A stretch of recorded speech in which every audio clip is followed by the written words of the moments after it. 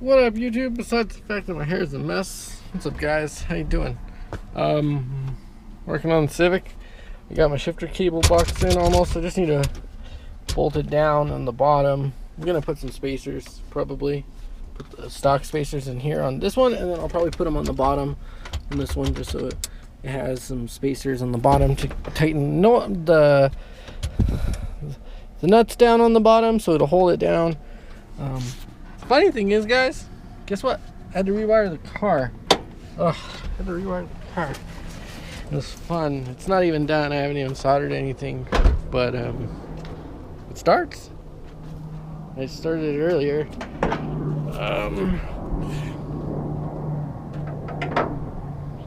So yeah, guys, it starts. Yeah, it starts. I had to extend the wires here for the map back there, so I gotta extend those. Those I gotta get soldered. These guys gotta get soldered. They're all just tied in right now.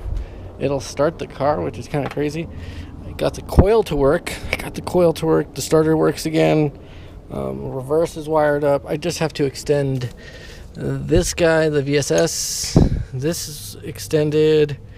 VTEC is ran to the tower. So if you guys didn't know, these are actually 92 Civics are all, every model is just 92, not 93, 94, 95. They're all wired at the tower for VTEC. So you just have to pin it in on the harness, or get a harness that has VTEC. You don't have to wire it to the ECU on these. You do have to do, on this one, it would be a four wire conversion on the this is for the original O2. It only has one, but since we're not running the original O2 and I don't have mine done yet, we got to put this in still. We're gonna run the car on a wideband. It's on my Innovate wideband, guys. So we're gonna run the car on the wideband. I have it actually sitting right there. I'm just gonna clean it off a little bit. It ran fine. It was for my turbo motor. It only has a couple thousand miles on it, so, and it has this long, I would get the AEM, but I don't have money for one. I could take it from the EF, but my little brother is using the EF. Since he bought the EF, we actually did the LMAs on it. We thought it was the LMAs. It's actually a rod, so the B20 and the EF's done. My brother sold it to my little brother. He's gonna put an F20B in there. He's already got the plate. He's got the header. We're gonna run the same header. It's kind of funny. He's gonna buy I don't know, he wants to get another intake manifold. I don't think he gets, because he's never had a B series or a H series or anything. He's always had an S2000 or a K series. He had a B16, but he said it didn't pull very hard. And I told him, I was like, dude, you gotta understand it's a 1.6. And he's used to K24s, Boost, and or K20 Z3s and stuff, and those all basically make way more power than a B16 does. So he was like, eh. And I told him, you're moving into an engine that has about 180 crank to 200 crank horsepower, and you get like 180 wheel, 170 wheel, depending on your setup, elevation, transmission, all of that stuff. Intake manifolds matter. But I was just surprised this thing started right up. I don't have any coolant in it, so I don't want to fire it up again. And I was just surprised, guys. So give me a second. Maybe I'll put some water or something. I got to tighten up all the hoses. The only reason, I was out of gas. I tried to start it a couple days ago and it would pop open, but I put some E85 in it. So it starts right up on E85 on a base map I wrote. I didn't even really, I literally just uploaded an old one from the Accord. So you guys, your boy's not that bad. I mean, I'm not perfect, but not that bad. I mean, I remember my brother's S2000. I put a base map on that, and the only thing the tuner did was mess with VTEC and made 1 more horsepower. That's all. He only made 1 more horsepower than the base map I put on there, which is kind of crazy. So I'm not a tuner. I just watched the Mustang videos I found on Moats and read articles and read, and sometimes you sit here and you think about how an engine works, and then you have to actually see like an engine with the valve cover off to see how it really rotates, and like your brain can't process it until you see it, that it's like, holy crap, this stuff moves way faster than your mind can really picture it going. So you have to like hear it. You can hear like when if you're listening to your motor, I listen to my Chevy engine enough to where I know that I put better. I don't know what I did to the truck. Guys, let's go. So anyway, this is ready to go. But this is good because I can get the truck started. You guys know I'm gonna LS swap the truck. If you guys stay around for that, I've never done an LS swap. I'd never done an H22 swap. I bought my car swapped. This isn't even the good head. This isn't even the good block. This is my not good trans. I don't have a new trans, but if I get an LSD one, the harness is junk. I just put the CX harness, the stock harness back in, put 1000cc grams or blocks injectors off of JHP USA. Didn't even touch the dead times. I just put them on the Honda to injector dynamics. Dead times. Didn't touch the fuel, just put it on my H22 map when I was all motor, right before I went turbo. So that would be 2016, 3 years ago. And clicked the starter because I didn't have enough power at the battery to send power from the battery to the battery's bad. So the battery it'll click the starter from the battery to the starter, but it won't send enough signal. I need a new battery. It's been the issue I had yesterday when I tried to click it over is I had to put it on the charger and then it would fire, you know. So just a bad battery. Probably maybe it'll with the alternator on. I ran my alternator wire up here because it's too long to run it back here and run this way, but I figure since it's right up here, it might get a little bit hot, so I might wrap it, but at the same time I might just get another one. This is off of the Integra. I know for a fact the ones off of the Accords are about 2 feet longer basically because they're on the front.